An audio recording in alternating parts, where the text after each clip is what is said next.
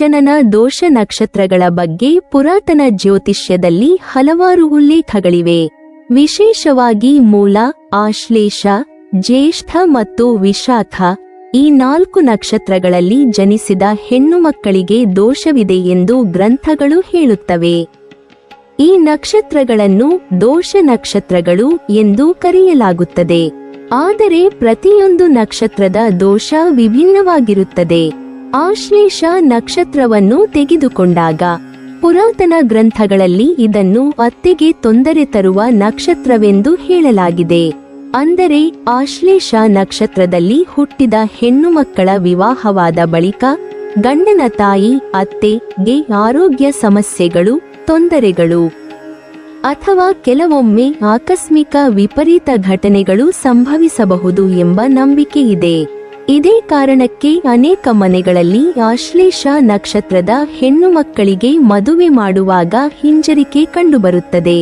ಅದರ ಜೊತೆಗೆ ಆಶ್ಲೇಷ ನಕ್ಷತ್ರಕ್ಕೂ ಗಂಡನಿಗೆ ಅರಿಷ್ಟ ದೋಷ ಉಂಟಾಗುತ್ತದೆ ಎಂದು ಕೆಲವು ಗ್ರಂಥಗಳು ಹೇಳುತ್ತವೆ. ಅಂದರೆ ಗಂಡನ ಆರೋಗ್ಯ, ಆರ್ಥಿಕ ಸ್ಥಿತಿ ಅಥವಾ ವೃತ್ತಿ ಜೀವನದಲ್ಲಿ ಅಡೆತಡೆಗಳು ಬರುವ ಸಾಧ್ಯತೆಯಿದೆ ಎಂಬ ನಂಬಿಕೆ ಇದೆ. ಆದರೆ ಇವುಗಳೆಲ್ಲ ದೋಷ ಎಂಬ ನಿಟ್ಟಿನಲ್ಲಿ ಹೇಳಲ್ಪಟ್ಟಿದ್ದರೂ ಜ್ಯೋತಿಷ್ಯದಲ್ಲಿ ಪ್ರತಿಯೊಂದು ದೋಷಕ್ಕೂ ಪರಿಹಾರಗಳನ್ನು ಸೂಚಿಸಲಾಗಿದೆ. ಬನ್ನಿ ಇಂದಿನ ವಿಡಿಯೋದಲ್ಲಿ ಯಾವ ರೀತಿಯಲ್ಲಿ ಅಶೇಷ ನಕ್ಷತ್ರವು ದೋಷ ಕಾರಣ ಎಂದು ಹಾಗೆಯೇ ಪರಿಹಾರಗಳನ್ನು ತಿಳಿದುಕೊಳ್ಳೋಣ. ಆಶ್ಲೇಷ ನಕ್ಷತ್ರದಲ್ಲಿ ಜನಿಸಿದವರಿಗೆ ಕೆಲವು ವಿಶೇಷ ದೋಷಗಳು ಕಾಣಿಸಿಕೊಳ್ಳುತ್ತವೆ ಎಂದು ಜ್ಯೋತಿಷ್ಯ ಶಾಸ್ತ್ರವು ಹೇಳುತ್ತದೆ. ಈ ದೋಷಗಳು ಅವರ ಜೀವನದ ಹಲವು ಅಂಶಗಳಿಗೆ ನೇರವಾದ ಪ್ರಭಾವ ಬೀರುತ್ತವೆ. ವಿಶೇಷವಾಗಿ ಮದುವೆ, ಕುಟುಂಬ ಸಂಬಂಧಗಳು, ಆರ್ಥಿಕ ಸ್ಥಿತಿ ಮತ್ತು ಸಾಮಾಜಿಕ ಜೀವನದಲ್ಲಿ ಈ ದೋಷಗಳಿಂದಾಗಿ ತೊಂದರೆಗಳು ಎದುರಾಗಬಹುದು. ಆಶ್ಲೇಷ ನಕ್ಷತ್ರದಲ್ಲಿ ಜನಿಸಿದವರಲ್ಲಿ ಹೆಚ್ಚಾಗಿ ಕಂಡುಬರುವ ದೋಷಗಳು ಕುಜದೋಷ, ಪಿತೃದೋಷ, ಸರ್ಪದೋಷ ಮತ್ತು ಕಾಲಸರ್ಪ ದೋಷ. ಇವು ಸಾಮಾನ್ಯವಾಗಿ 2ನೇ, 3ನೇ ಮತ್ತು 4ನೇ ಪಾದಗಳಲ್ಲಿ ಜನಿಸಿದವರಲ್ಲಿ ಸ್ಪಷ್ಟವಾಗಿ ಗೋಚರಿಸುತ್ತವೆ. ಕುಜ ದೋಷವು ಮದುವೆ ಜೀವನದ ಮೇಲೆ ಹೆಚ್ಚು ಪರಿಣಾಮ ಬೀರುತ್ತದೆ. ಇದರಿಂದ ಮದುವೆ ತಡವಾಗುವುದು, ಗಂಡ ಹೆಂಡತಿಯ ನಡುವೆ ಅಸಮಾಧಾನ, ಜಗಳಗಳು ಹೆಚ್ಚಾಗುವುದು ಮತ್ತು ಕೆಲವೊಮ್ಮೆ ವಿಚ್ಛೇದನವೂ ಆಗಬಹುದು. ಪಿತೃದೋಷವು ಕುಟುಂಬದೊಳಗಿನ ಶಾಂತಿಯನ್ನು ಹಾಳುಮಾಡಿ ತಂದೆ ಮಕ್ಕಳ ನಡುವಿನ ಸಂಬಂಧದಲ್ಲಿ ದೂರವನ್ನು ತರುವ ಸಾಧ್ಯತೆ ಇರುತ್ತದೆ. ಈ ದೋಷದಿಂದ ಹಣಕಾಸಿನ ಏರುಪೇರುಗಳು ಸಹ ಆಗುತ್ತವೆ. ಸರ್ಪದೋಷವು ಆಶ್ಲೇಷ ನಕ್ಷತ್ರದವರಿಗೆ ಸಾಮಾನ್ಯವಾಗಿದೆ, ಏಕೆಂದರೆ ಈ ನಕ್ಷತ್ರವು ನಾಗ ದೇವತೆಗಳೊಂದಿಗೆ ಸಂಬಂಧಿಸಿದೆ. ಇದರ ಪರಿಣಾಮವಾಗಿ ಮದುವೆ ಮತ್ತು ಸಂತಾನ ಸಂಬಂಧಿತ ಸಮಸ್ಯೆಗಳು ಎದುರಾಗಬಹುದು. ಕೆಲವೊಮ್ಮೆ ಇಂತಹವರು ಇತರರನ್ನು ನೋಯಿಸುವ, ಮೋಸ ಮಾಡುವ ಅಥವಾ ತಮ್ಮ ಸ್ವಾರ್ಥಕ್ಕಾಗಿ ಬಳಸಿಕೊಳ್ಳುವ ಪ್ರವೃತ್ತಿಯನ್ನು ಹೊಂದಿರುತ್ತಾರೆ. ಕಾಲಸರ್ಪ ದೋಷವು ಜೀವನದಲ್ಲಿ ನಿರಂತರ ಅಡೆತಡೆಗಳನ್ನು ತಂದುಕೊಡುತ್ತದೆ. ಮದುವೆಯಲ್ಲಿಯೂ ಉದ್ಯೋಗದಲ್ಲಿಯೂ ಹಣಕಾಸಿನಲ್ಲಿಯೂ ಏರುಪೇರುಗಳು ಉಂಟಾಗುತ್ತವೆ. ಮನಸ್ಸಿನಲ್ಲಿ ಅಶಾಂತಿ ಹೆಚ್ಚಾಗುವುದು ಸಹ ಈ ದೋಷದ ಒಂದು ಪರಿಣಾಮ. ಈ ದೋಷಗಳನ್ನು ನಿವಾರಿಸಲು ಜ್ಯೋತಿಷ್ಯದಲ್ಲಿ ಪರಿಹಾರ ಮಾರ್ಗಗಳನ್ನು ಸೂಚಿಸಲಾಗಿದೆ. ಆಶ್ಲೇಷ ನಕ್ಷತ್ರ ಶಾಂತಿ ಪೂಜೆ, ಸರ್ಪ ದೇವತೆಗಳ ಆರಾಧನೆ, ನಾಗರ ಪಂಚಮಿ ಅಥವಾ ನಾಗ ಬಲಿ ಮುಂತಾದ ವಿಶೇಷ ಪೂಜೆಗಳನ್ನು ಮಾಡುವುದು ಸರ್ಪದೋಷವನ್ನು ಕಡಿಮೆ ಮಾಡುತ್ತದೆ. ಕುಜ ದೋಷಕ್ಕೆ ಮಂಗಳ ಮಂತ್ರ ಪಠಣ ಮತ್ತು ಮಂಗಳ ಗ್ರಹಕ್ಕೆ ಸಂಬಂಧಿಸಿದ ಹೋಮಗಳು ಪರಿಣಾಮಕಾರಿಯಾಗುತ್ತವೆ. ಪಿತೃದೋಷ ನಿವಾರಣೆಗಾಗಿ ಶ್ರಾದ್ದ, ಪಿತೃತರ್ಪಣ ಮತ್ತು ಗಂಗಾ ಜಲದ ದಾನ ಮಾಡುವುದನ್ನು ಶಿಫಾರಸು ಮಾಡಲಾಗಿದೆ. ಕಾಲಸರ್ಪ ದೋಷಕ್ಕೆ ತ್ರಯಂಬಕೇಶ್ವರ, ಕೌಕಹಾಯೆ ಸುಬ್ರಹ್ಮಣ್ಯ ಅಥವಾ ಕಾಲಹಸ್ತಿ ಕ್ಷೇತ್ರಗಳಲ್ಲಿ ಕಾಲಸರ್ಪ ಶಾಂತಿ ಪೂಜೆ ಮಾಡುವುದು ಉತ್ತಮ ಫಲ ನೀಡುತ್ತದೆ. ಒಟ್ಟಿನಲ್ಲಿ ಆಶ್ಲೇಷ ನಕ್ಷತ್ರದಲ್ಲಿ ಹುಟ್ಟಿದವರು ಬುದ್ಧಿವಂತರು, ಗಹನವಾಗಿ ಚಿಂತಿಸುವವರು, ತಮ್ಮ ಗುರಿಯನ್ನು ಸಾಧಿಸಲು ಶಕ್ತಿಯುಳ್ಳವರಾಗಿದ್ದರೂ ಈ ದೋಷಗಳು ಅವರ ಜೀವನದಲ್ಲಿ ಅಡೆತಡೆಗಳನ್ನು ತರುತ್ತವೆ. ಆದರೆ ಸರಿಯಾದ ಸಮಯದಲ್ಲಿ ಪೂಜೆ, ಮಂತ್ರ ಪಠಣ ಮತ್ತು ಜ್ಯೋತಿಷ್ಯ ಪರಿಹಾರಗಳನ್ನು ಕೈಗೊಂಡರೆ ಈ ದೋಷಗಳ ಪರಿಣಾಮವನ್ನು ಕಡಿಮೆ ಮಾಡಬಹುದು ಮತ್ತು ಜೀವನವನ್ನು ಸುಖ ಶಾಂತಿಯುತವಾಗಿಸಿಕೊಳ್ಳಬಹುದು. ಆದರೆ ಇದೆಲ್ಲ ದೋಷವು ಸ್ತ್ರೀಯರಿಗೆ ಮಾತ್ರ ಹೆಚ್ಚು ಕಂಡುಬರುತ್ತದೆ. ಪುರುಷರಿಗೆ ಯಾವುದೇ ದೋಷದ ಸಮಸ್ಯೆ ಇರುವುದಿಲ್ಲ.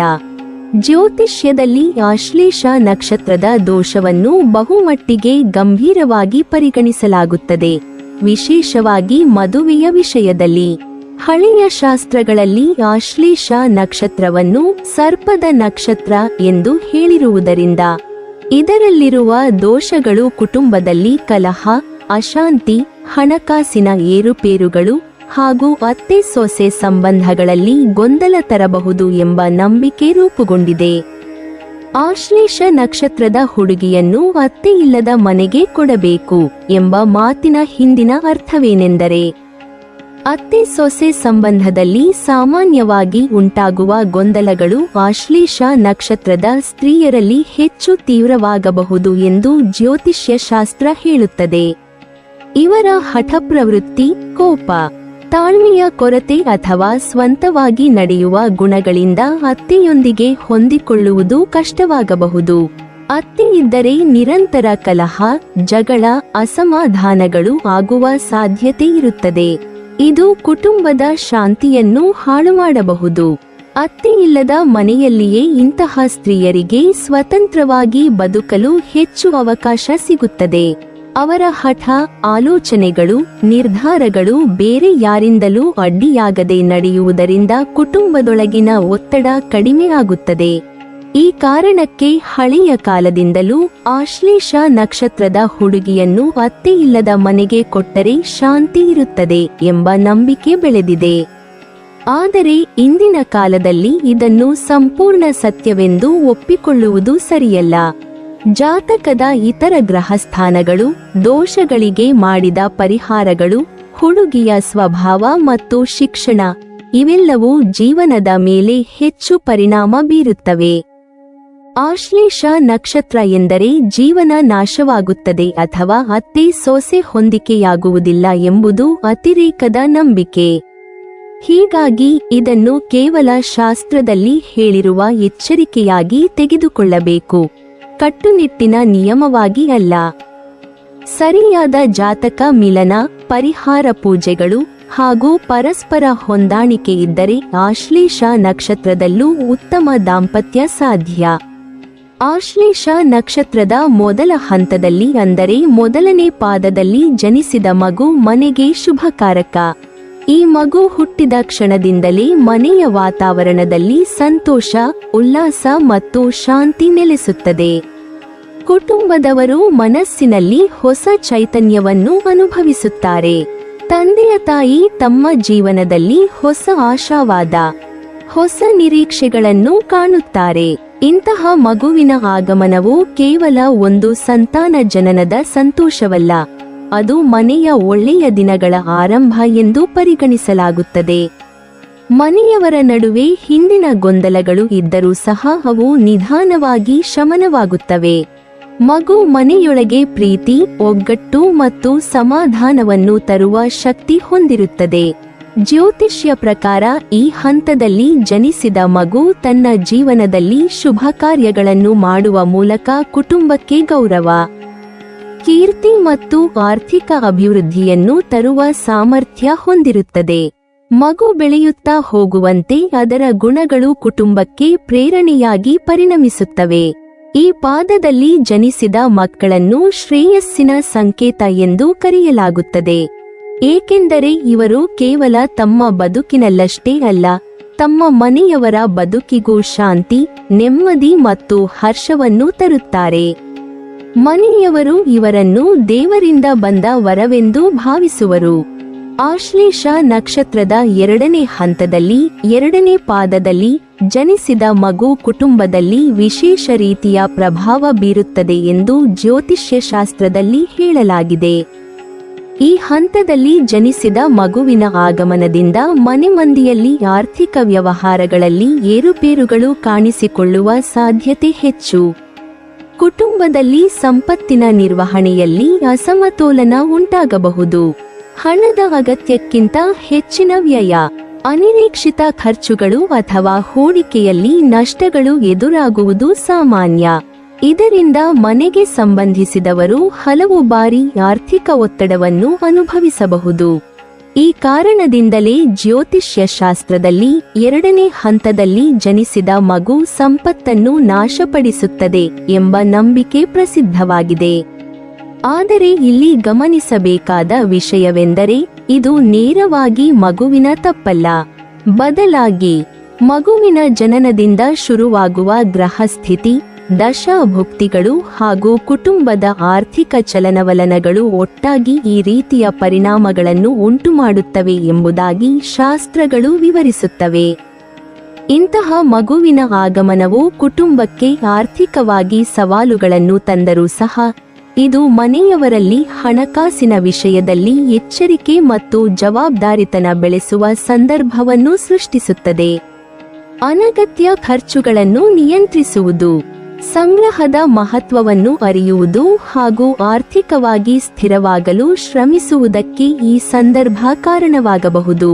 ಈ ಹಂತದಲ್ಲಿ ಜನಿಸಿದ ಮಗು ದೊಡ್ಡವನಾದ ನಂತರ ಮದುವೆಯಾದ ಮೇಲೂ ಆರ್ಥಿಕ ವಿಚಾರಗಳಲ್ಲಿ ಅಶಾಂತಿ ಮತ್ತು ಏರುಪೇರುಗಳನ್ನು ತರಬಹುದು ಎಂಬ ನಂಬಿಕೆ ಜ್ಯೋತಿಷ್ಯದಲ್ಲಿ ಕಂಡುಬರುತ್ತದೆ.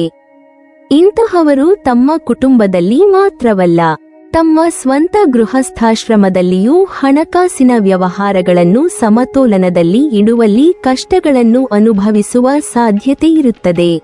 ಆಶ್ಲೇಷ ನಕ್ಷತ್ರದ 2ನೇ ಹಂತದಲ್ಲಿ 2ನೇ ಪಾದದಲ್ಲಿ ಜನಿಸಿದ ಸ್ತ್ರೀಯರು ತಮ್ಮ ಜೀವನದಲ್ಲಿ ವಿಶೇಷವಾಗಿ ಆರ್ಥಿಕ ವಿಚಾರಗಳೊಂದಿಗೆ ಹೆಚ್ಚು ಸಂಬಂಧ ಹೊಂದಿರುತ್ತಾರೆ ಎಂದು ಜ್ಯೋತಿಷ್ಯ ಶಾಸ್ತ್ರ ಹೇಳುತ್ತದೆ. ಇವರು ಬಾಲ್ಯದಿಂದಲೇ ತಮ್ಮ ಕುಟುಂಬದಲ್ಲಿ ಹಣಕಾಸಿನ ಏರುಪೇರುಗಳನ್ನು ತರುತ್ತಾರೆ ಎಂಬ ನಂಬಿಕೆ ಇದೆ. ಮನೆಗೆ ಬರುವ ಅನಿರೀಕ್ಷಿತ ಖರ್ಚುಗಳು, ಆರ್ಥಿಕ ಸಂಕಷ್ಟಗಳು ಅಥವಾ ಆಸ್ತಿ ಸಂಬಂಧಿತ ಸಮಸ್ಯೆಗಳು ಇವರ ಜನನದ ನಂತರ ಹೆಚ್ಚಾಗಬಹುದು. ಮದುವೆಯಾದ ಮೇಲೂ ಇಂತಹ ಮಹಿಳೆಯರು ತಮ್ಮ ಸ್ವಂತ ಗೃಹಸ್ಥಾಶ್ರಮದಲ್ಲಿಯೂ ಆರ್ಥಿಕ ಅಸ್ಥಿರತೆಯನ್ನು ಎದುರಿಸುವರು ಎಂದು ಹೇಳಲಾಗಿದೆ. ಪತಿಯ ಮನೆಗೆ ಬಂದ ನಂತರ ಅಲ್ಲಿ ಸಂಪತ್ತಿನ ಸಂಗ್ರಹದಲ್ಲಿ ಅಡೆತಡೆಗಳು, ಖರ್ಚು ಹೆಚ್ಚಾಗುವುದು ಅಥವಾ ಆಸ್ತಿ ವ್ಯಾಜ್ಯಗಳಂತಹ ವಿಷಯಗಳು ಉಂಟಾಗಬಹುದು. ಇದಕ್ಕಾಗಿ ಶಾಸ್ತ್ರಗಳಲ್ಲಿ ಇವರನ್ನು ಸಂಪತ್ತನ್ನು ನಾಶಪಡಿಸುವವಳು ಎಂದು ಕರೆಯಲಾಗುತ್ತದೆ. ಈ ಹಂತದಲ್ಲಿ ಜನಿಸಿದ ಸ್ತ್ರೀಯರು ಕುಟುಂಬ ಮತ್ತು ಗೃಹಸ್ಥಾಶ್ರಮದಲ್ಲಿ ಆರ್ಥಿಕ ವಿಚಾರಗಳಿಗೆ ಸಂಬಂಧಿಸಿದಂತೆ ವಿಶೇಷವಾಗಿ ಗಮನಾರ್ಹರು. ಜ್ಯೋತಿಷ್ಯ ಶಾಸ್ತ್ರದ ಪ್ರಕಾರ ಇವರು ಅನೇಕ ಬಾರಿ ಇತಿಮಿತಿಯಿಲ್ಲದೆ ಖರ್ಚು ಮಾಡುವ ಸ್ವಭಾವ ಹೊಂದಿರುತ್ತಾರೆ. ಗಂಡನ ಬಳಿ ಹಣ ಇದೆ ಅಥವಾ ಇಲ್ಲ ಎಂಬುದನ್ನು ಪರಿಗಣಿಸದೆ ದುಂದು ವೆಚ್ಚ ಮಾಡುವುದು ಇವರ ಪ್ರಮುಖ ಲಕ್ಷಣಗಳಲ್ಲಿ ಒಂದಾಗಿದೆ. ಮದುವೆಯಾದ ನಂತರ ಇಂತಹ ಮಹಿಳೆಯರು ಗಂಡನ ಸಂಪತ್ತನ್ನು ಕಾಪಾಡಿಕೊಳ್ಳುವುದಕ್ಕಿಂತಲೂ ಅದನ್ನು ಖರ್ಚು ಮಾಡುವುದರಲ್ಲಿ ಆಸಕ್ತಿ ತೋರಿಸಬಹುದು. ಇದರಿಂದ ಪತಿಯ ಆರ್ಥಿಕ ಸ್ಥಿತಿ ಅಸ್ಥಿರಗೊಳ್ಳುವ ಸಾಧ್ಯತೆ ಹೆಚ್ಚಾಗುತ್ತದೆ. ಮನೆಗೆ ಬರುವ ಸಂಪತ್ತನ್ನು ಹಿಡಿದುಕೊಳ್ಳುವ ಬದಲು ಅದು ವಿವಿಧ ಖರ್ಚುಗಳಲ್ಲಿ ಹರಿದು ಹೋಗುತ್ತದೆ. ಇವರ ಸ್ವಭಾವದಲ್ಲಿ ಹಠಪ್ರವೃತ್ತಿ, ಅತಿ ಹೆಚ್ಚು ಹಠವಾದಿಗಳು ಸ್ಪಷ್ಟವಾಗಿ ಗೋಚರಿಸುತ್ತದೆ. ತಮಗೆ ಬೇಕಾದದ್ದನ್ನು ಪಡೆಯುವವರೆಗೆ ಹಿಂಜರಿಯದ ಮನೋಭಾವ ಇವರಲ್ಲಿರುತ್ತದೆ. ಗಂಡ ಅಥವಾ ಕುಟುಂಬದವರು ವಿರೋಧಿಸಿದರೂ ತಮ್ಮ ಇಚ್ಛೆಯನ್ನು ಪೂರೈಸುವತ್ತ ಒತ್ತಾಯ ಮಾಡುತ್ತಾರೆ. ಈ ರೀತಿಯ ಗುಣಗಳಿಂದಾಗಿ ಇವರು ಕುಟುಂಬದ ಆರ್ಥಿಕ ವ್ಯವಹಾರಗಳಲ್ಲಿ ನಿಯಂತ್ರಣ ಕಳೆದುಕೊಳ್ಳುವರು ಮತ್ತು ಅನೇಕ ಬಾರಿ ಪತಿಯೊಂದಿಗೆ ಹಣಕಾಸಿನ ವಿಚಾರದಲ್ಲಿ ಭಿನ್ನಾಭಿಪ್ರಾಯಗಳು ಉಂಟಾಗಬಹುದು. ಆದರೆ ಇದನ್ನು ಕೇವಲ ನಕಾರಾತ್ಮಕವಾಗಿ ಮಾತ್ರ ಕಾಣುವುದು ಸರಿಯಲ್ಲ. ಆಶ್ಲೇಷ ನಕ್ಷತ್ರದ 2ನೇ ಹಂತದಲ್ಲಿ ಜನಿಸಿದ ಸ್ತ್ರೀಯರು ತಮ್ಮ ಜೀವನದಲ್ಲಿ ಎದುರಿಸುವ ಹಣಕಾಸಿನ ಸವಾಲುಗಳಿಂದ ಹಣದ ಮೌಲ್ಯ, ಸಂಗ್ರಹದ ಅವಶ್ಯಕತೆ ಹಾಗೂ ಜಾಣ್ಮೆಯಿಂದ ಖರ್ಚು ಮಾಡುವುದರ ಮಹತ್ವವನ್ನು ಆಳವಾಗಿ ಕಲಿಯುವರು. ಇಂತಹವರು ತಮಗೆ ಬಂದ ಸವಾಲುಗಳನ್ನು ಧೈರ್ಯದಿಂದ ಎದುರಿಸುವ ಸಾಮರ್ಥ್ಯ ಹೊಂದಿರುತ್ತಾರೆ. ಅಷ್ಟೇ ಅಲ್ಲದೆ ಕೆಲವೊಮ್ಮೆ ಇವರ ಸ್ವಭಾವ ಮತ್ತು ವರ್ತನೆ ಗಂಡನಿಗೆ ಸಮಾಜದಲ್ಲಿ ಅವಮಾನ ಉಂಟುಮಾಡುವ ಮಟ್ಟಕ್ಕೆ ಹೋಗುತ್ತದೆ. ಜನರು ಹೇಳುವಂತೆ ಇಂತಹ ಹೆಂಗಸು ಗಂಡನನ್ನು ಬೀದಿಗೆ ತಂದು ನಿಲ್ಲಿಸುತ್ತಾಳೆ ಎಂಬ ಮಾತು ಸಹ ಈ ಹಂತದಲ್ಲಿ ಜನಿಸಿದವರ ಬಗ್ಗೆ ಅನ್ವಯಿಸುತ್ತದೆ. ಅಂದರೆ ಗಂಡನಿಗೆ ಆರ್ಥಿಕ ಸಂಕಷ್ಟ, ಸಮಾಜದಲ್ಲಿ ಅವಮಾನ ಅಥವಾ ಮನೆಯಲ್ಲಿಯೇ ನೆಮ್ಮದಿಯಿಲ್ಲದ ಪರಿಸ್ಥಿತಿಯನ್ನು ಸೃಷ್ಟಿಸುವ ಸಾಧ್ಯತೆ ಇರುತ್ತದೆ. ಆಶ್ಲೇಷ ನಕ್ಷತ್ರದ 3ನೇ ಹಂತದಲ್ಲಿ 3ನೇ ಪಾದದಲ್ಲಿ ಜನಿಸಿದ ಸ್ತ್ರೀಯರು ತಮ್ಮ ಸ್ವಭಾವದಿಂದಲೇ ಕುಟುಂಬದಲ್ಲಿ ವಿಶೇಷವಾದ ಪ್ರಭಾವ ಬೀರುತ್ತಾರೆ ಎಂದು ಜ್ಯೋತಿಷ್ಯ ಶಾಸ್ತ್ರ ಹೇಳುತ್ತದೆ. ಶಾಸ್ತ್ರದಲ್ಲಿ ಹೇಳುವಂತೆ ಈ ಹಂತದಲ್ಲಿ ಜನಿಸಿದ ಸ್ತ್ರೀಯರು ತಮ್ಮ ತಾಯಿಗೆ ತೊಂದರೆ ನೀಡುವವರು ಎಂದು ಪರಿಗಣಿಸಲ್ಪಟ್ಟಿದ್ದಾರೆ. ಬಾಲ್ಯದಲ್ಲಿಯೇ ಇವರು ತಾಯಿಗೆ ಅನೇಕ ಕಷ್ಟಗಳನ್ನು ತರುತ್ತಾರೆ. ಕೆಲವೊಮ್ಮೆ ತಾಯಿಯ ಆರೋಗ್ಯದಲ್ಲಿ ವ್ಯತ್ಯಯ, ಮನಸ್ಸಿನ ಒತ್ತಡಗಳು ಅಥವಾ ನಿರಂತರ ಚಿಂತೆಗಳು ಹೆಚ್ಚಾಗುತ್ತವೆ. ತಾಯಿಯ ಮನಸ್ಸಿಗೆ ಶಾಂತಿ ಇಲ್ಲದಿರುವುದು ಸಾಮಾನ್ಯ. ತಾಯಿ ತನ್ನ ಮಗಳ ಭವಿಷ್ಯ, ಅವಳ ವರ್ತನೆ ಅಥವಾ ಆಕೆಯ ಹಠಪ್ರವೃತ್ತಿಗಳ ಬಗ್ಗೆ ನಿರಂತರ ಕಳವಳಗೊಳ್ಳುತ್ತಾಳೆ. 3ನೇ ಹಂತದಲ್ಲಿ ಜನಿಸಿದ ಸ್ತ್ರೀಯರಲ್ಲಿ ಹಠಾತ್ ನಿರ್ಧಾರಗಳನ್ನು ತೆಗೆದುಕೊಳ್ಳುವ ಗುಣ ಮತ್ತು ಕೆಲವೊಮ್ಮೆ ತಾಯಿಯ ಮಾತುಗಳನ್ನು ಲೆಕ್ಕಿಸದ ಸ್ವಭಾವ ಹೆಚ್ಚು ಕಾಣಿಸಿಕೊಳ್ಳುತ್ತದೆ. ತಾಯಿಯ ಸಲಹೆಗಳನ್ನು ಅಲಕ್ಷಿಸುವುದು ಅಥವಾ ತಾಯಿಯ ಅಭಿಪ್ರಾಯವನ್ನು ಒಪ್ಪದಿರುವುದು ಇವರಲ್ಲಿ ಸಾಮಾನ್ಯ. ಇದರಿಂದ ತಾಯಿ ಮಗಳ ನಡುವೆ ಮನಸ್ತಾಪಗಳು ಅಥವಾ ಅಸಮಾಧಾನಗಳು ಆಗಾಗ ಕಾಣಿಸಿಕೊಳ್ಳುತ್ತವೆ. ಮದುವೆಯಾದ ನಂತರವೂ ತಾಯಿಗೆ ಇವರ ಕಾರಣದಿಂದಾಗಿ ಒತ್ತಡ ಕಡಿಮೆಯಾಗುವುದಿಲ್ಲ. ಕೆಲವೊಮ್ಮೆ ಮಗಳ ಗೃಹಸ್ಥಾಶ್ರಮದ ಸಮಸ್ಯೆಗಳ ಬಗ್ಗೆ ತಾಯಿಯ ಮನಸ್ಸಿಗೆ ಕಳವಳ ಹೆಚ್ಚಾಗುತ್ತದೆ. ತಾಯಿ ತನ್ನ ಮಗಳ ಬದುಕು ಸುಖವಾಗಿರಲಿ ಎಂದು ಬಯಸುತ್ತಾಳೆ. ಆದರೆ ಮಗಳು ತೆಗೆದುಕೊಳ್ಳುವ ಹಠಾತ್ ನಿರ್ಧಾರಗಳಿಂದಾಗಿ ತಾಯಿಗೆ ಮತ್ತೆ ಮತ್ತೆ ಆತಂಕ ಎದುರಾಗುತ್ತದೆ.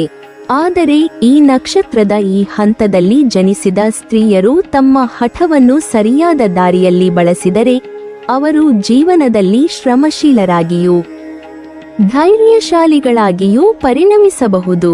ತಾಯಿಗೆ ತೊಂದರೆ ನೀಡುವ ಗುಣವನ್ನು ಅವರು ತನ್ನ ದೃಢತೆ ಮತ್ತು ಪರಿಶ್ರಮದಿಂದ ಸಕಾರಾತ್ಮಕ ಶಕ್ತಿಯಾಗಿ ಪರಿವರ್ತಿಸಿಕೊಳ್ಳಬಹುದು.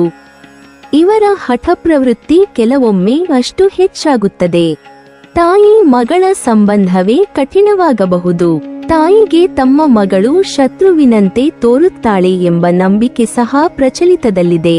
ಅಂದರೆ ತಾಯಿ ಮತ್ತು ಮಗಳು ಶತ್ರುಗಳಂತೆ ವರ್ತಿಸುವ ಪರಿಸ್ಥಿತಿ ಆಗಾಗ ಎದುರಾಗುತ್ತದೆ. ತಾಯಿ ತನ್ನ ಮಗಳನ್ನು ಅರ್ಥ ಮಾಡಿಕೊಳ್ಳಲು ಪ್ರಯತ್ನಿಸಿದರೂ ಮಗಳ ಹಠದಿಂದಾಗಿ ಆ ಸಂಬಂಧದಲ್ಲಿ ಅಂತರಗಳು ಉಂಟಾಗಬಹುದು. ಆದರೆ ಈ ನಕ್ಷತ್ರದ ಈ ಹಂತದಲ್ಲಿ ಜನಿಸಿದ ಸ್ತ್ರೀಯರು ತಮ್ಮ ಹಠವನ್ನು ನಿಯಂತ್ರಿಸಿ ಸಹನೆ ಮತ್ತು ಪ್ರೀತಿಯನ್ನು ಅಳವಡಿಸಿಕೊಂಡರೆ ತಾಯಿ ಮಗಳು ಹಾಗೂ ಗಂಡ ಮಕ್ಕಳೊಂದಿಗೆ ಉತ್ತಮ ಸಂಬಂಧವನ್ನು ನಿರ್ಮಿಸಿಕೊಳ್ಳಬಹುದಾಗಿದೆ. ಆಶ್ಲೇಷ ನಕ್ಷತ್ರದ 4ನೇ ಹಂತದಲ್ಲಿ 4ನೇ ಪಾದದಲ್ಲಿ ಜನಿಸಿದ ಸ್ತ್ರೀಯರು ತಮ್ಮ ಕುಟುಂಬದಲ್ಲಿ, ವಿಶೇಷವಾಗಿ ತಂದೆಯ ಜೀವನದಲ್ಲಿ ತೀವ್ರವಾದ ಪರಿಣಾಮ ಬೀರುತ್ತಾರೆ ಎಂದು ಜ್ಯೋತಿಷ್ಯ ಶಾಸ್ತ್ರದಲ್ಲಿ ಹೇಳಲಾಗಿದೆ. ಶಾಸ್ತ್ರದ ಪ್ರಕಾರ ಈ ಹಂತದಲ್ಲಿ ಜನಿಸಿದವರು ತಮ್ಮ ತಂದೆಗೆ ತೊಂದರೆ ನೀಡುವವರು ಎಂದು ಪರಿಗಣಿಸಲ್ಪಟ್ಟಿದ್ದಾರೆ. ಬಾಲ್ಯದಲ್ಲಿಯೇ ಇವರ ಕಾರಣದಿಂದ ತಂದೆಯ ಮನಸ್ಸಿಗೆ ಶಾಂತಿ ಕಡಿಮೆಯಾಗುತ್ತದೆ. ತಂದೆಯ ಆರೋಗ್ಯದಲ್ಲಿ ವ್ಯತ್ಯಯಗಳು ಕಾಣಿಸಿಕೊಳ್ಳುವುದು, ಉದ್ಯೋಗದಲ್ಲಿ ಅಡೆತಡೆಗಳು ಎದುರಾಗುವುದು ಅಥವಾ ಸಮಾಜದಲ್ಲಿ ತಂದೆಯ ಸ್ಥಾನಮಾನಕ್ಕೆ ಅಡ್ಡಿ ಬರುವಂತಹ ಘಟನೆಗಳು ಸಂಭವಿಸಬಹುದು. ಕೆಲವೊಮ್ಮೆ ತಂದೆಯ ಮೇಲೆ ಬರುವ ಆರ್ಥಿಕ ಒತ್ತಡಗಳು ಅಥವಾ ಜವಾಬ್ದಾರಿಗಳು ಮಗಳ ಕಾರಣದಿಂದ ಹೆಚ್ಚಾಗಬಹುದು. ಈ ಸ್ತ್ರೀಯರು ತಮ್ಮ ಸ್ವಭಾವದಲ್ಲಿ ಸ್ವಲ್ಪ ಹಠಪ್ರವೃತ್ತಿ ಮತ್ತು ಸ್ವೇಚ್ಛಾಚಾರಿತನ ಹೊಂದಿರುವುದರಿಂದ ತಂದೆಯೊಂದಿಗೆ ಮನಸ್ತಾಪಗಳು ಹೆಚ್ಚಾಗುವ ಸಾಧ್ಯತೆ ಇರುತ್ತದೆ. ತಾವು ಬಯಸಿದಂತೆ ವರ್ತಿಸಲು ಪ್ರಯತ್ನಿಸುವಾಗ ತಂದೆಯ ಮಾತುಗಳನ್ನು ಲೆಕ್ಕಿಸದ ಪ್ರವೃತ್ತಿ ಅವರಿಬ್ಬರ ನಡುವೆ ದೂರವನ್ನುಂಟು ಮಾಡುತ್ತದೆ. ಈ ಕಾರಣದಿಂದ ಕೆಲವೊಮ್ಮೆ ತಂದೆ ಮಗಳ ಸಂಬಂಧವೇ ಕಠಿಣವಾಗಿ ಶತ್ರುತೆಯಂತೆ ಪರಿಣಮಿಸುವುದು ಸಹ ಸಾಧ್ಯ.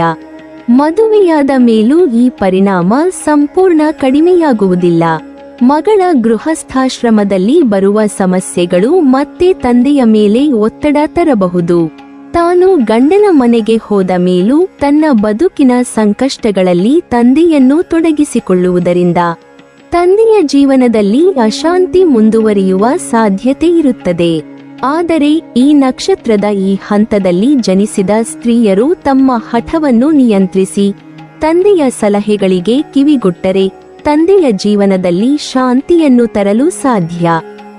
ಇಲ್ಲದಿದ್ದರೆ ಇವರ ಸ್ವಭಾವವೇ ತಂದೆಯ ಆರೋಗ್ಯ, ಸ್ಥಾನಮಾನ ಮತ್ತು ನೆಮ್ಮದಿಗೆ ತೊಂದರೆಯನ್ನು ಉಂಟುಮಾಡಬಹುದು. ಆಶ್ಲೇಷ ನಕ್ಷತ್ರದಲ್ಲಿ ಜನಿಸಿದವರ ದಾಂಪತ್ಯ ಜೀವನದಲ್ಲಿ ಲೈಂಗಿಕವಾಗಿ ಕೆಲವು ಭಿನ್ನಾಭಿಪ್ರಾಯಗಳು ಉಂಟಾಗಬಹುದು ಎಂದು ಜ್ಯೋತಿಷ್ಯ ಶಾಸ್ತ್ರದಲ್ಲಿ ಉಲ್ಲೇಖಿಸಲಾಗಿದೆ. ಇವರ ಸ್ವಭಾವದಲ್ಲಿ ಕಂಡುಬರುವ ಹಠಮಾರಿತನ, ಶಂಕೆ ಮತ್ತು ತಾಳ್ಮೆಯ ಕೊರತೆ ದಾಂಪತ್ಯದ ಆಪ್ತ ಸಂಬಂಧಗಳ ಮೇಲೂ ಪರಿಣಾಮ ಬೀರುತ್ತದೆ. ಕೆಲವೊಮ್ಮೆ ಗಂಡ ಅಥವಾ ಹೆಂಡತಿ ತಮ್ಮ ನಿರೀಕ್ಷೆಯಂತೆ ತೃಪ್ತಿಯನ್ನು ಪಡೆಯದೆ ಅಸಮಾಧಾನಕ್ಕೆ ಒಳಗಾಗಬಹುದು. ಒಬ್ಬರಿಗೆ ಹೆಚ್ಚು ಆಕರ್ಷಣೆ ಇರುವಷ್ಟರಲ್ಲಿ ಮತ್ತೊಬ್ಬರಿಗೆ ಕಡಿಮೆ ಆಸಕ್ತಿ ಇರಬಹುದು. ಇದರಿಂದ ಲೈಂಗಿಕ ಹೊಂದಾಣಿಕೆಯ ಕೊರತೆ ಉಂಟಾಗುತ್ತದೆ. ಇಂತಹ ಅಸಮಾಧಾನಗಳು ನಿಧಾನವಾಗಿ ಜಗಳ, ಮನಸ್ತಾಪ ಮತ್ತು ಭಾವನಾತ್ಮಕ ಅಂತರಕ್ಕೆ ಕಾರಣವಾಗಬಹುದು. ಆಶ್ಲೇಷ ನಕ್ಷತ್ರದವರಲ್ಲಿ ಕೆಲವೊಮ್ಮೆ ಲೈಂಗಿಕ ಜೀವನದ ಬಗ್ಗೆ ಅತಿಯಾದ ಆಸಕ್ತಿ ಅಥವಾ ಅತೃಪ್ತಿ ಗೋಚರಿಸಬಹುದು. ಇದರಿಂದ ದಾಂಪತ್ಯದಲ್ಲಿ ಸಮತೋಲನ ಕಳೆದು ಹೋಗುವುದು ಸಹ ಸಂಭವನೀಯ. ಆದರೆ ಇದು ಪ್ರತಿಯೊಬ್ಬರಿಗೂ ಅನ್ವಯಿಸುವುದಿಲ್ಲ. ಜಾತಕದಲ್ಲಿರುವ ಇತರ ಗ್ರಹಸ್ಥಾನಗಳು, ವಿಶೇಷವಾಗಿ ಶುಕ್ರ ಮತ್ತು ಮಂಗಳನ ಸ್ಥಿತಿ, ವ್ಯಕ್ತಿಯ ಸ್ವಭಾವ ಮತ್ತು ಶಿಕ್ಷಣ ಈ ಅಂಶಗಳು ಲೈಂಗಿಕ ಜೀವನದ ಮೇಲೆ ಮಹತ್ತರವಾದ ಪ್ರಭಾವ ಬೀರುತ್ತವೆ. ಇಂತಹ ಸಂದರ್ಭಗಳಲ್ಲಿ ಪರಸ್ಪರ ಸಂವಾದ, ಸಹನೆ ಮತ್ತು ಸಮನ್ವಯದಿಂದ ಸಮಸ್ಯೆಗಳನ್ನು ತಗ್ಗಿಸಬಹುದು. ಜೊತೆಗೆ ಆಶ್ಲೇಷ ನಕ್ಷತ್ರ ಶಾಂತಿ ಪೂಜೆ, ಮಂತ್ರ ಪಠಣ ಹಾಗೂ ಸರ್ಪ ದೇವತೆಗಳ ಆರಾಧನೆ ಮುಂತಾದ ಜ್ಯೋತಿಷ್ಯ ಪರಿಹಾರಗಳನ್ನು ಕೈಗೊಂಡರೆ ಮನಸ್ಸಿನಲ್ಲಿ ಶಾಂತಿ ಉಂಟಾಗಿ ದಾಂಪತ್ಯದ ಅಸಮಾಧಾನ ಕಡಿಮೆಯಾಗಬಹುದು. ಒಟ್ಟಿನಲ್ಲಿ ಆಶ್ಲೇಷ ನಕ್ಷತ್ರದಲ್ಲಿ ಹುಟ್ಟಿದವರ ದಾಂಪತ್ಯ ಜೀವನದಲ್ಲಿ ಲೈಂಗಿಕ ಭಿನ್ನಾಭಿಪ್ರಾಯಗಳು ಕಂಡುಬಂದರೂ ಸೂಕ್ತ ಪರಿಹಾರ ಕ್ರಮ ಮತ್ತು ಪರಸ್ಪರ ಹೊಂದಾಣಿಕೆಯ ಮೂಲಕ ಸಂತೋಷಕರ ಜೀವನವನ್ನು ಸಾಗಿಸಬಹುದಾಗಿದೆ. ಆಶ್ಲೇಷ ನಕ್ಷತ್ರವು ಜ್ಯೋತಿಷ್ಯ ಶಾಸ್ತ್ರದಲ್ಲಿ ಅತ್ಯಂತ ವಿಶೇಷವಾದ ನಕ್ಷತ್ರಗಳಲ್ಲಿ ಒಂದಾಗಿ ಪರಿಗಣಿಸಲಾಗಿದೆ. ಈ ನಕ್ಷತ್ರವು ಸರ್ಪದ ತತ್ವದೊಂದಿಗೆ ಆಳವಾದ ಸಂಬಂಧ ಹೊಂದಿದೆ. ಆದ್ದರಿಂದಲೇ ಈ ನಕ್ಷತ್ರದಲ್ಲಿ ಹುಟ್ಟಿದವರು ಅಥವಾ ಈ ನಕ್ಷತ್ರದಲ್ಲಿ ಯಾವುದೇ ಪ್ರಮುಖ ಕಾರ್ಯಗಳನ್ನು ಮಾಡಿದವರು ಕೆಲವೊಂದು ದೋಷಗಳಿಗೆ ಒಳಗಾಗುತ್ತಾರೆ ಎಂಬ ನಂಬಿಕೆ ಪುರಾತನದಿಂದಲೂ ಇದೆ. ಇದನ್ನು ಸಾಮಾನ್ಯವಾಗಿ ಆಶ್ಲೇಷ ನಕ್ಷತ್ರ ದೋಷ ಎಂದು ಕರೆಯಲಾಗುತ್ತದೆ. ಪುರಾತನ ಗ್ರಂಥಗಳಲ್ಲಿ ಆಶ್ಲೇಷ ನಕ್ಷತ್ರವು ಅಶುಭ ಕಾರ್ಯಗಳಿಗೆ ಕಾರಣವಾಗಬಹುದಾದ ನಕ್ಷತ್ರ ಎಂದು ಸ್ಪಷ್ಟವಾಗಿ ಹೇಳಲಾಗಿದೆ.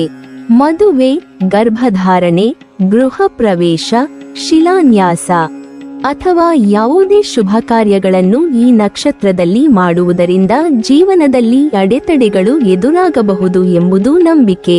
ಉದಾಹರಣೆಗೆ, ಮದುವೆ ಆಶ್ಲೇಷ ನಕ್ಷತ್ರದಲ್ಲಿ ನಡೆದರೆ ದಂಪತಿಗಳ ಜೀವನದಲ್ಲಿ ಸಾಮರಸ್ಯ ಕೊರತೆ, ಗಂಡ ಹೆಂಡತಿಯ ನಡುವೆ ಕಲಹ, ಮಕ್ಕಳ ವಿಷಯದಲ್ಲಿ ತೊಂದರೆ, ಕುಟುಂಬದಲ್ಲಿ ಅಸಮಾಧಾನ ಇತ್ಯಾದಿ ಸಮಸ್ಯೆಗಳು ಎದುರಾಗಬಹುದು. ಗರ್ಭಧಾರಣೆ ಅಥವಾ ಗೃಹ ಪ್ರವೇಶ ಕೂಡ ಈ ನಕ್ಷತ್ರದಲ್ಲಿ ನಡೆದರೆ ಆರೋಗ್ಯ ಸಮಸ್ಯೆಗಳು, ಆರ್ಥಿಕ ವ್ಯತ್ಯಾಸಗಳು ಅಥವಾ ಮನೆಯಲ್ಲಿ ನೆಮ್ಮದಿ ಇಲ್ಲದಿರುವುದು ಕಂಡುಬರುವ ಸಾಧ್ಯತೆಯಿದೆ ಎಂದು ಶಾಸ್ತ್ರವು ತಿಳಿಸುತ್ತದೆ. ಈ ನಕ್ಷತ್ರದ ದೋಷವು ಸಾಮಾನ್ಯವಾಗಿ ನಾಗದೋಷ, ಸರ್ಪಶಾಪ, ಕುಲದೋಷ ಅಥವಾ ಕಾಲಸರ್ಪದೋಷಗಳ ರೂಪದಲ್ಲಿ ವ್ಯಕ್ತವಾಗುತ್ತದೆ ಎಂದು ಹೇಳಲಾಗಿದೆ. ಇದರಿಂದಾಗಿ ವ್ಯಕ್ತಿಯ ಜೀವನದಲ್ಲಿ ನಿರಂತರ ಅಡೆತಡೆಗಳು, ವಿಘ್ನಗಳು, ವೈವಾಹಿಕ ಅಸಮಾಧಾನ, ಆರ್ಥಿಕ ಹಿಂಜರಿಕೆ, ಸಂತಾನ ಸಂಬಂಧಿತ ತೊಂದರೆಗಳು ಕಾಣಿಸಬಹುದು. ಪುರಾತನರು ಈ ದೋಷಗಳನ್ನು ತೀವ್ರವಾಗಿ ಪರಿಗಣಿಸಿದ್ದು ಅವುಗಳಿಗೆ ಸೂಕ್ತ ಪರಿಹಾರಗಳನ್ನು ನಿರ್ಧರಿಸಿದ್ದಾರೆ.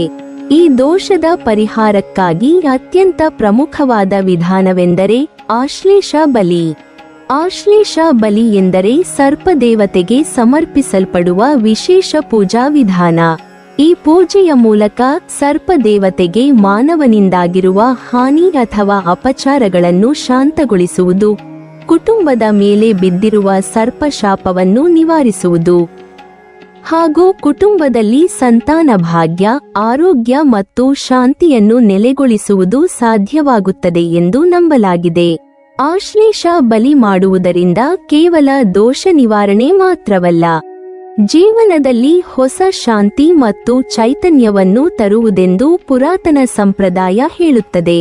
ಈ ಪೂಜೆಯಲ್ಲಿ ನಾಗದೇವತೆಗಳಿಗೆ ಬಲಿ ಅಥವಾ ನೈವೇದ್ಯವನ್ನು ಸಮರ್ಪಿಸಲಾಗುತ್ತದೆ. ಸರ್ಪ ದೇವತೆಗಳಿಗೆ ಧ್ಯಾನ, ಮಂತ್ರ ಪಠಣ, ಹೋಮ ಹಾಗೂ ವಿಶೇಷವಾಗಿ ಸರ್ಪ ನವಪದ ಮಂಡಲ ಅಥವಾ ಆಶ್ಲೇಷ ಮಂಡಲ ರಚಿಸಿ ಪೂಜೆ ನಡೆಯುತ್ತದೆ. ಕುಟುಂಬದವರು ಎಲ್ಲರೂ ಸೇರಿ ಶುದ್ಧ ಮನಸ್ಸಿನಿಂದ, ಭಕ್ತಿಯಿಂದ ಸರ್ಪದೇವರ ಶಾಂತಿಗಾಗಿ ಪ್ರಾರ್ಥನೆ ಸಲ್ಲಿಸುತ್ತಾರೆ. ಪೂಜೆ ಮುಗಿದ ನಂತರ ಕುಟುಂಬವು ಸರ್ಪಶಾಪದಿಂದ ಮುಕ್ತಿ ಪಡೆಯುತ್ತದೆ ಎಂಬ ನಂಬಿಕೆ ಆಳವಾಗಿ ನೆಲೆಗೊಂಡಿದೆ. ಹೀಗಾಗಿ ಆಶ್ಲೇಷ ನಕ್ಷತ್ರದ ದೋಷವನ್ನು ನಿರ್ಲಕ್ಷಿಸದೆ ಸೂಕ್ತ ಕಾಲದಲ್ಲಿ ಆಶ್ಲೇಷ ಬಲಿ ಪೂಜೆಯನ್ನು ನೆರವೇರಿಸುವುದು ಅತ್ಯಂತ ಮುಖ್ಯ. ಇದರಿಂದ ಜೀವನದಲ್ಲಿ ಅಡ್ಡಿಯಾದ ಸಮಸ್ಯೆಗಳು ಶಮನವಾಗುತ್ತವೆ, ಕುಟುಂಬದಲ್ಲಿ ನೆಮ್ಮದಿ ಮತ್ತು ಸಮೃದ್ಧಿ ಬೆಳೆಯುತ್ತದೆ. ಜ್ಯೋತಿಷ್ಯವು ಸೂಚಿಸುವ ಈ ಪರಿಹಾರ ಮಾರ್ಗವು ಕೇವಲ ದೋಷ ನಿವಾರಣೆಯಷ್ಟೇ ಅಲ್ಲದೆ ದೇವರ ಕೃಪೆಯನ್ನು ಪಡೆಯಲು ಸಹಾಯಕವಾಗುತ್ತದೆ. ಅಂತೆಯೇ ಆಶ್ಲೇಷ ನಕ್ಷತ್ರದಲ್ಲಿ ಹುಟ್ಟಿದವರು ಅಥವಾ ಈ ನಕ್ಷತ್ರದಲ್ಲಿ ಶುಭ ಕಾರ್ಯಗಳನ್ನು ನಡೆಸುವವರು ಆಶ್ಲೇಷ ಬಲಿ ಮಾಡುವುದನ್ನು ಅತ್ಯಂತ ಅವಶ್ಯಕವೆಂದು ಪರಿಗಣಿಸಬಹುದು. ಇದು ಜೀವನದಲ್ಲಿ ಸುಖ ಶಾಂತಿಯನ್ನು ಸ್ಥಾಪಿಸುವುದರ ಜೊತೆಗೆ ಸರ್ಪಶಾಪ ಮತ್ತು ನಾಗದೋಷದಿಂದ ಮುಕ್ತಿ ಪಡೆಯಲು ಅತ್ಯುತ್ತಮ ಪರಿಹಾರವಾಗಿದೆ. ನೀವಿನ್ನೂ ನಮ್ಮ ಚಾನೆಲ್ ಅನ್ನು ಸಬ್ಸ್ಕ್ರೈಬ್ ಮಾಡಿಲ್ವಾ?